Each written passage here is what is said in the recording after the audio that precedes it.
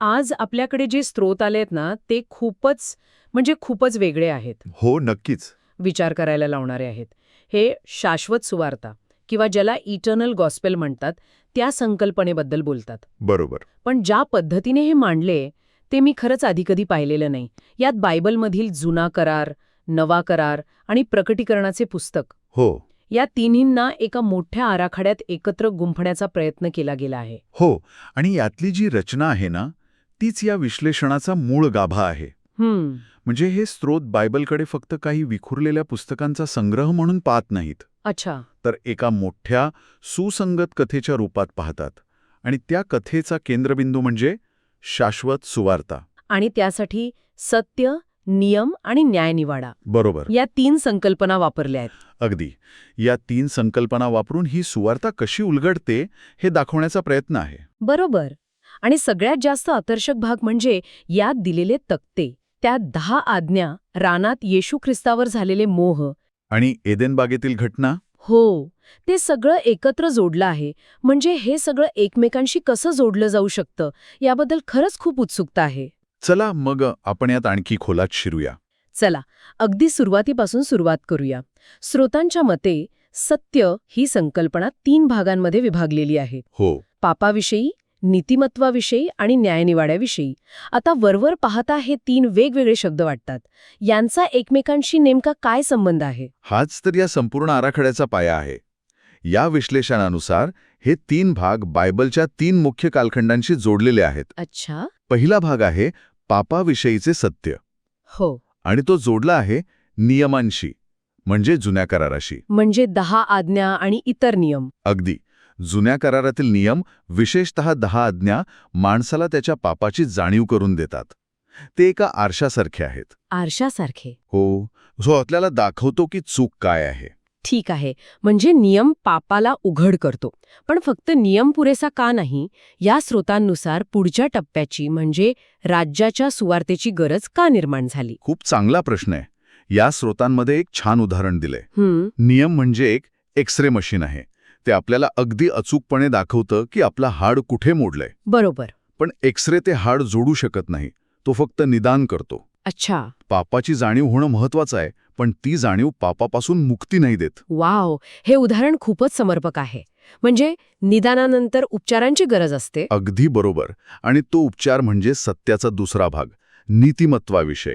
आणि हा भाग नव्या कराराशी संबंधित आहे. हो, हा भाग राज्याची सुवार्ता म्हणजेच नव्या कराराशी जोडलेला आहे. नवा करार फक्त पाप दाखवत नाही, तर त्यातून बाहेर पडून नीतिमत्व कसं मिळवायचं याचा मार्ग दाखवतो. आणि मग तिसरा भाग येतो. न्यायनिवाड्याविषयी. हा शाश्वत सुवार्ता या संकल्पनेशी जोडलेला आहे, जी प्रकटीकरणाच्या पुस्तकातून येते. म्हणजे क्रम असा आहे: नियम पापाची जाणीव करून देतो, राज्याची सुवार्ता नीतिमत्व देते, आणि शाश्वत सुवार्ता ती काय करते?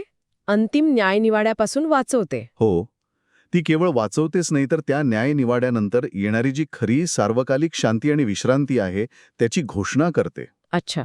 आपण असं समजू शकतो की एक्स-रेने निदान केलं, डॉक्टरांनी म्हणजे राज्याच्या सुवार्तेने उपचार केले. आणि शाश्वत सुवार्ता म्हणजे एक हमी की भविष्यात असा अपघात पुन्हा होणार नाही. बरोबर. आणि आपण कायमचे निरोगी राहू. म्हणजे हा केवळ एक वैचारिक प्रवास नाही, याला एका कथानकाशीही जोडलेला आहे. बरोबर, मशीहाच्या आगमनाशी. अगदी. हा संपूर्ण आराखडा मशियाभोवती फिरतो. जुना करार काय सांगतो? येणाऱ्या मशिहाचे स्वागत करा. म्हणजे ती एका येणाऱ्या पारणकर्त्याची वाट पाहण्याची वेळ होती. हो. मग नवा करार घोषित करतो, प्रभू येशू हाच मशिहा आहे. इथे ओळख स्पष्ट होते. आणि शेवटी प्रकटीकरणाचे पुस्तक पुन्हा सांगते, पुन्हा येणाऱ्या मशिहाचे स्वागत करा. म्हणजे हा संपूर्ण आराखडा मशिहाच्या पहिल्या आणि दुसऱ्या आगमनाभोवती विणलेला आहे. हे सत्याचे 3 स्तंभ आणि मशिहाच्या प्रवासाची कल्पना तर स्पष्ट झाली. पण या स्रोतांमधला खरा आकर्षक भाग तो तक्ता आहे. हो. जिथे या सगळ्या अमूर्त कल्पनांना 10 आज्ञा आणि येशूच्या परीक्षांसोबत जोडलंय. तिथूनच ही चर्चा खऱ्या अर्थाने रंजक होते. हो, ती रचना खूपच सखोल आहे. त्या तक्त्याचं शीर्षक आहे येणाऱ्या पुत्राविषयी शाश्वत सुवार्ता. यात पहिल्या 4 आज्ञा घेतल्या आहेत, ज्या देव आणि माणूस यांच्यातील संबंधांबद्दल आहेत आणि त्यांना येशूच्या 3 परीक्षांसोबत जोडला आहे. सुरुवात पहिल्या आज्ञेपासून होते, माझ्याशिवाय इतर दैवतांची उपासना करू नकोस. आणि याला रानातील पहिल्या परीक्षेशी जोडलं आहे. जिथे सैतान येशूला म्हणतो, बरोबर. स्रोतांच्या नुसार हा मोह शारीरिक वासनेचं प्रतीक आहे, म्हणजे भूक, शारीरिक गरजा. पण या स्रोतांचं विश्लेषण इथेच थांबत नाही. हा मुद्दा थोडा उलगडून सांगता का? म्हणजे भाकर मागणे आणि संदेष्ट्याचा अधिकारी अवध हल्ला होणे यातला संबंध कसा स्पष्ट केलाय? कारण वरवर पाहता हे फक्त भुकेबद्दल वाटतं. खूप महत्वाचा मुद्दा आहे हा. या स्रोतांनुसार हा केवळ भुकेचा मोह नव्हता, तो देवाच्या संदेष्टाच्या अधिकारावर केलेला हल्ला होता. तो कसा? कारण एका संदेष्टाचं मुख्य कार्य काय असतं? देवाचा शब्द लोकांपर्यंत पोचवणं. बरोबर. येशूने उत्तर काय दिलं? माणूस केवळ भाकरीने नव्हे तर देवाच्या मुखातून निघणाऱ्या प्रत्येक शब्दाने जगेल. सैतान त्याला सांगत होता की देवाचा शब्द विसर, शारीरिक गरजा महत्वाच्या आहेत. अच्छा, म्हणजे देवाच्या शब्दापेक्षा भौतिक गोष्टींना प्राधान्य दे. अगदी, जे एका संदेष्टाच्या मूळ कार्यालाच नाकारण्यासारखं आहे. वाव, हा दृष्टिकोन खूपच वेगळा आहे. आता दुसरी आज्ञा पाहूया. स्वतःसाठी मूर्ती बनवू नकोस. ही जर तू मला नमन केलंस तर हे सर्व जग तुझं होईल, या सैतानाच्या मोहाशी जोडलेली आहे. हो, याला डोळ्यांच्या वासनेचं प्रतीक म्हटलं आहे. जगाचं वैभव, सत्ता, अधिकार या गोष्टी डोळ्यांना आकर्षित करतात. आणि हा राजकीय अधिकारावर केलेला हल्ला होता. थेट हल्ला, कारण या जगाचा खरा राजा देव आहे आणि सैतान म्हणत होता की देवाला नाही, मला नमन कर आणि हे राज्य मिळव. आणि इथेच शाश्वत सुवार्ता संबंधित एक मुद्दा जोडला आहे, जो श्वापद आणि 666 याबद्दल बोलतो. हे शब्द बऱ्याचदा ऐकायला मिळतात, पण या स्रोतांनुसार यांचा इथे काय अर्थ आहे? या स्रोतांनुसार श्वापद म्हणजे देवाच्या विरोधात उभी राहणारी जागतिक, राजकीय आणि धार्मिक सत्ता. आणि 666? 666 ही खूण त्या सत्तेशी एकनिष्ठ राहण्याचं, तिची उपासना करण्याचं प्रतीक मानली जाते. त्यामुळे या मोहाला प्रतिसाद म्हणून शाश्वत सुवार्ता काय सांगते? श्वापदाची उपासना करू नका. म्हणजेच अशा कोणत्याही मानवी सत्तेपुढे झुकू नका जी देवाचं स्थान घेऊ पाहते. हा दुसऱ्या आज्ञेशी थेट संबंध आहे. अगदी स्पष्ट झालं. आता तिसरी आज्ञा, परमेश्वराचे नाव व्यर्थ घेऊ नकोस. ही मंदिराच्या कळसावरून उडी मार या परीक्षेसोबत जोडलेली आहे. बरोबर. याला जीवनातील अभिमानाचं प्रतीक म्हटलं आहे. स्वतःला सिद्ध करण्याचा मोह. हो, चमत्कार करून लोकांना प्रभावित करण्याचा मोह. या स्रोतांमध्ये याचं विश्लेषण करताना 3 मुद्दे दिले आहेत. 1. स्वतःला देवाचा पुत्र सिद्ध करण्याचा मोह. 2. देव वाचवेल की नाही याबद्दल अविश्वास दाखवणे. आणि 3. देवाच्या प्रीतीची आणि शक्तीची परीक्षा घेणे. बरोबर. म्हणजे हा देवाच्या अधिकाराला आव्हान देण्याचा प्रयत्न होता, पण याला याजकीय अधिकारावर हल्ला का म्हटला आहे? याजकाचा याच्याशी काय संबंध? कारण याजकाची भूमिका देव आणि माणसे यांच्यातील मध्यस्थ म्हणून असते. तो देवाच्या वतीने कार्य करतो. इथे सैतान येशूला सांगत होता की तू स्वतःच एक चमत्कार घडव, देवदूत तुला वाचवतील आणि लोक तुला मानतील. म्हणजेच देवाच्या मध्यस्थीशिवाय स्वतःच्या सामर्थ्यावर लोकांची श्रद्धा मिळव. अच्छा, हा देवाच्या याचकीय व्यवस्थेवरचा हल्ला होता. हो, म्हणूनच शाश्वत सुवार्ता सांगते की देवाच्या जागी बसू नका किंवा देवाची निंदा करू नका. थांबा, म्हणजे चौथी आज्ञा शब्बात पाळणे याचा संबंध थेट सैतानाच्या अंतिम न्यायनिवाल्याशी जोडला आहे. मी हा संबंध याआधी कधीच ऐकला नव्हता. हो, हे खूपच अनपेक्षित आहे. यामागे नेमका काय तर्क आहे? हा या विश्लेषणातील सर्वात वेगळा आणि कदाचित सर्वात महत्वाचा मुद्दा आहे. यात म्हटले आहे की जोपर्यंत सैतानाचा न्याय होत नाही तोपर्यंत खरी विश्रांती म्हणजे शब्बात नाही. 1 मिनिट थांबा, म्हणजे या स्रोतांनुसार विश्रांतीचा संबंध थेट न्यायनिवाड्याशी आहे. हो, हा विचार खूपच वेगळा आहे. सर्वसाधारणपणे शब्बात म्हणजे कामातून विश्रांती, पण इथे त्याचा अर्थ पापाच्या परिणामातून अंतिम सुटका असा घेतला आहे का? अगदी बरोबर पकडलत.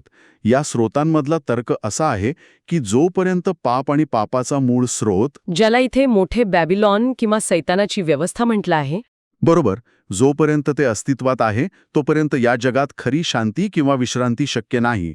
विचार करा, जर पाप करणाऱ्याला न्याय निवाड्याशिवाय अनंत काळ जगण्याची संधी मिळाली तर ही संपूर्ण सृष्टी नरकासमान होईल. हो, तिथे विश्रांती कशी असेल? आणि याच संदर्भात एदेन बागेतील जीवनवृक्षाचा उल्लेख येतो, बरोबर? बरोबर. हा मुद्दा समजण्यासाठी तो संदर्भ खूप महत्वाचा आहे. एदेन बागेत पाप केल्यानंतर आदाम आणि हव्वा यांना जीवनवृक्षाच्या फळापासून दूर ठेवण्यात आलं. का? कारण पाप केलेल्या नाशवंत अवस्थेत जर त्यांनी ते फळ खाल्लं असतं तर ते अनंत काळ त्याच पापी दुःखी अवस्थेत जगले असते. ती खरी शोकांतिका ठरली असती. अच्छा. या स्रोतांनुसार देवाने त्यांना जीवनवृक्षापासून दूर ठेवणं ही एक प्रकारची कृपा होती. याचाच अर्थ पापाचा आणि पाप करणाऱ्याचा अंतिम न्याय झाल्याशिवाय खरी सार्वकालिक विश्रांती किंवा सार्वकालिक जीवन शक्य नाही. म्हणून शब्बातची खरी पूर्तता अंतिम न्यायनिवाड्यानंतरच आहे. अगदी. वा. म्हणजे या दृष्टिकोनातून न्यायनिवाडा हा केवळ शिक्षेबद्दल नाही, तर तो खरी शांती आणि विश्रांती शक्य करण्यासाठीची एक आवश्यक प्रक्रिया आहे. याने तर संपूर्ण संकल्पनेलाच एक वेगळा आयाम दिलाय. तर या पहिल्या तक्त्यात समस्या आणि हल्ले मांडले आहेत. यानंतर दुसरा तक्ता येतो, ज्याचं शीर्षक आहे आलेल्या पुत्राविषयी शाश्वत सुवार्ता. हो. इथेच या सगळ्या समस्यांचं उत्तर दिलेलं दिसतं. अगदी बरोबर. जर पहिला तक्ता निदान होता तर दुसरा तक्ता उपचार आहे. हा, ह्या विश्लेषणाचा केंद्रबिंदू आहे. हो. इथे आधीच्या सर्व संकल्पना थेट येशू ख्रिस्ताशी जोडल्या आहेत. प्रत्येक आज्ञेची आणि परीक्षेची पुनर्व्याख्या येशूच्या संदर्भात केली आहे. उदाहरणार्थ, पहिली आज्ञा आता कशी मांडली आहे? ती आता अशी आहे, प्रभू येशूशिवाय इतर दैवतांची उपासना करू नकोस. हे खूप थेट आहे. आणि पहिल्या परीक्षेला येशूचं जे उत्तर होतं, माणूस केवळ भाकरीने नव्हे तर देवाच्या मुखातून निघणाऱ्या प्रत्येक शब्दाने जगेल, त्यालाही इथे अधिक स्पष्ट केलं आहे. अच्छा, हा एक सूक्ष्म पण खूप मोठा बदल आहे. हो, याचा अर्थ येशू हाच देवाचा जिवंत शब्द आहे. तोच खरी भाकर आहे. म्हणजे जर मी बरोबर समजत असेन तर या आराखड्यानुसार येशूच्या परीक्षा म्हणजे केवळ वैयक्तिक मोह नव्हते, नाही, तर त्या देवाच्या अधिकाराच्या 3 मुख्य स्तंभांवर संदेष्टा, राजा आणि याजक केलेले थेट हल्ले होते. बरोबर. आणि येशूने त्यावर विजय मिळवून ते अधिकार स्वतःचे म्हणून सिद्ध केले. तुम्ही अगदी अचूक पकडला आहे. जिथे पहिला मोह संदेष्ट्याच्या अधिकारावर हल्ला होता, तिथे येशू खरा संदेष्टा म्हणून स्थापित होतो. आणि दुसरा मोह? जिथे दुसरा मोह राजकीय अधिकारावर हल्ला होता, तिथे येशू राजांचा राजा ठरतो, ज्याच्या पुढे कोणत्याही श्वापदाला नतमस्तक होण्याची गरज नाही. आणि तिसरा मोह? आणि जिथे तिसरा मोह याचकीय अधिकारावर हल्ला होता, तिथे येशू खरा मुख्य याजक म्हणून सिद्ध होतो. आणि मग ह्या आराखड्यात शब्बातचं काय होतं? जर खरी विश्रांती न्यायनिवाड्यानंतर आहे, तर आता काय? इथे सर्वात सुंदर निष्कर्ष काढला आहे. दुसऱ्या तक्त्यात स्पष्टपणे म्हटलं आहे काय? की प्रभू येशूच तुमची विश्रांती आहे. अच्छा, म्हणजे शब्बात हा केवळ एक दिवस किंवा नियम नाही, तर तो येशू ख्रिस्त स्वतः आहे. या स्रोत्यानुसार हो, खरी आणि पूर्ण विश्रांती येशूमध्येच आहे. सैतान आणि बाबिलोनच्या अंतिम न्यायनिवाड्यानंतर जी सार्वकालिक विश्रांती येईल, त्याची सुरुवात आणि हमी आज येशूमध्ये आहे. तोच खरा शब्बात आहे. बरोबर. अशा प्रकारे या आराखड्यात प्रत्येक गोष्ट फिरून येशू ख्रिस्ताशी जोडली जाते. तर आजच्या चर्चेतून एक गोष्ट स्पष्ट होते. या स्रोतांनुसार शाश्वत सुवार्ता हा केवळ प्रकटीकरणाच्या पुस्तकातील एक संदेश नाही, तर तो जुन्या करारातील नियमांपासून नव्या करारातील कृपेपर्यंत आणि शेवटी अंतिम न्यायापर्यंतचा एक संपूर्ण सुसंगत आराखडा आहे. अगदी. आणि या संपूर्ण आराखड्याच्या केंद्रस्थानी येशू ख्रिस्त आहे. बरोबर. हे विश्लेषण बायबलमधील वेगवेगळ्या भागांना जे वरवर पाहता विखुरलेले वाटू शकतात, त्यांना एका सुसंगत कथानकात जोडण्याचा एक प्रभावी प्रयत्न करते. हां, नियम, परीक्षा आणि भविष्यवाणी यांना एकत्र गुंफून एक व्यापक चित्र तयार केलं आहे. हो. आणि हे आपल्याला एका महत्त्वाच्या विचाराकडे घेऊन जातं. कोणता विचार? जर या स्रोतांनुसार जुन्या काळातील आज्ञा आणि मोह हे येणाऱ्या काळातील मोठ्या आध्यात्मिक संघर्षाचं प्रतिबिंब किंवा सावल्या असतील, तर आजच्या जगात त्यांचं स्वरूप काय असू शकतं? बरोबर. आजच्या जगात श्वापदाची उपासना करणे म्हणजे काय, किंवा देवाच्या जागी बसण्याचा प्रयत्न करणे याचा अर्थ काय असू शकतो? आजच्या काळात दगड आणि भाकरीचा मोह कोणत्या रूपात आपल्यासमोर येतो? हा एक गहन प्रश्न आहे. आणि या स्रोतांचा अभ्यास करणाऱ्या प्रत्येकाने यावर नक्कीच विचार करायला हवा.